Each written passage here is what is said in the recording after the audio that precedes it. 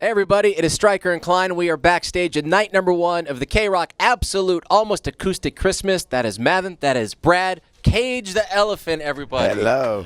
Do you add a word before ever like absolute almost acoustic, and the next year it'll be ultimate absolute almost acoustic? No, it's always been the almost acoustic Christmas because early on we wanted people to do acoustic, and then we were like, I'm not going to do all acoustic. So now it's like almost acoustic, and now no one does a full acoustic thing. Absolutely. Yeah, it's an absolute almost cocktail. Right. Almost acoustic Christmas. Now I get We've it.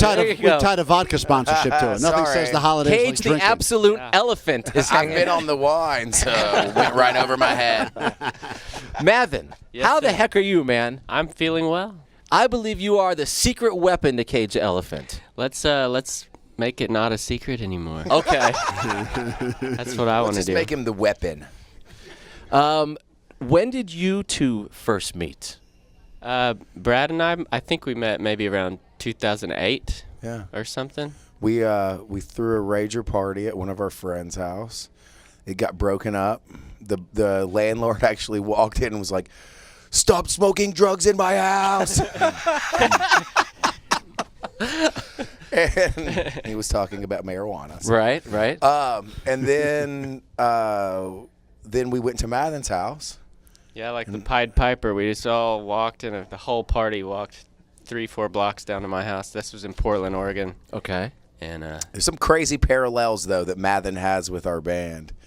And there's a few. What are they, Mathen? well, a band called Morning Teleportation from Bowling Green, where the guys started as well. They moved to Portland, Oregon to make an album with Isaac Brock of Modest Mouse producing. Yes. And so I became friends with those guys. I didn't really have a lot of friends in Portland with the music I was making, but I met these guys, and their band was so amazing. And then it wasn't too long until Cage came touring through on their first album, and that was when we met. But I remember also seeing, the first time I saw the music video for Ain't No Rest for the Wicked, Matt's walking like in a green screen situation, but he's walking in front of footage of the Cadillac Ranch on Route 66 in Amarillo, Texas. And that's where I grew up.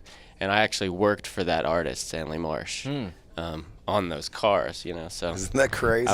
It was just sort of this little synchronistic stuff. And now this ride is crazy that you and the entire band obviously have been on. Yeah, it's been a crazy ride. The last time I got a chance to chat with you and your brother, we talked a bit about the gang you had when you were a child. What was the gang? Well, you can talk about We're it. the only 9-year-olds to start a gang. They started a gang at 9 years old. Called the Bloodsuckers. And the Bloodsuckers, I was telling Stryker. I promise you. Stryker could be an honorary member because this is maybe the first song you guys ever wrote, right? Which is the Bloodsuckers anthem. Yeah, well, actually wasn't it was the second song. Matt wrote a song when we were kids called Clap a You Hands. Clap a you hands. And it went, clap a you hands, and so forth. Will that be on the next Grammy nominated record that you guys put out?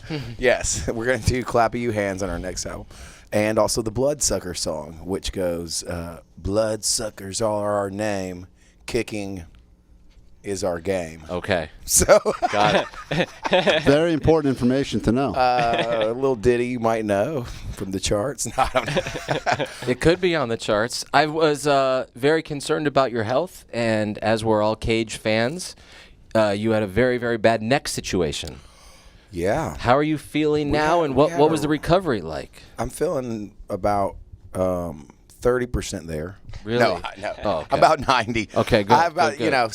some pain still. It was a herniated disc, but we had a crazy year as a band. It seemed like we were in Europe, and Nick jumped off the stage and like completely destroyed his knee, tore his ACL, MCL, PCL. Right.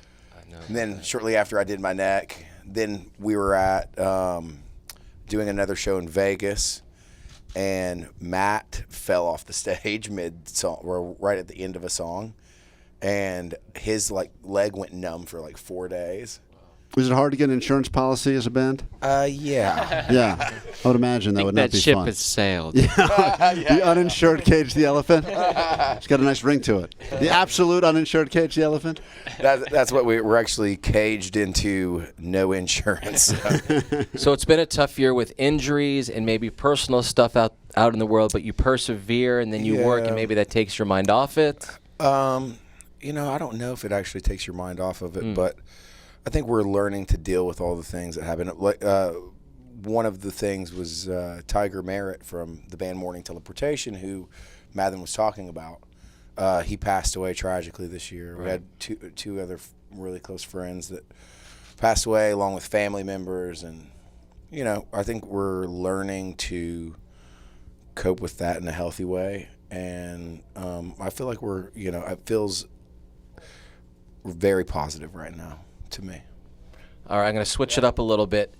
The last 3 full-length albums in a row, a collection of songs that you guys went in a studio and you created out of nothing, have all been nominated for Grammy Awards. And it happened again with Social Cues, and the 2020 Grammys will be happening. Will you be attending the Grammys this year?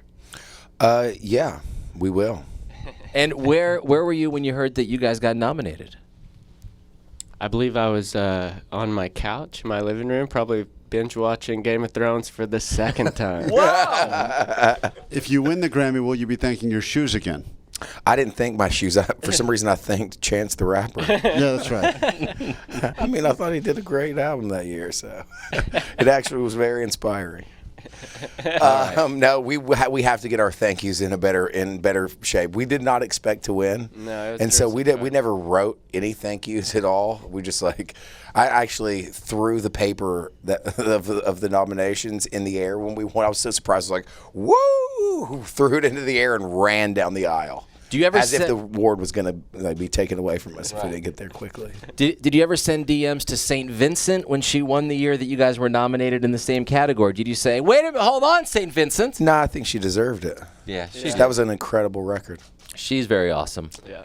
All right, you're taking the stage in about an hour and 25 minutes from now. Klein and I want to thank you guys so much for the relationship over the years and playing this show tonight and closing it out. Obviously, you know, huge fans of you guys individually and as a band. I will take that and throw it back at you and say thank you, and I'm a big fan of yours. Thank you. And thanks for all the support. You got it. Yeah. We're going to be bringing you guys on the stage for that performance. Is there anything you'd like us to say, maybe a deep, dark secret about one of your bandmates who's not here that we could announce to the arena? Let's just say Mathen's the weapon.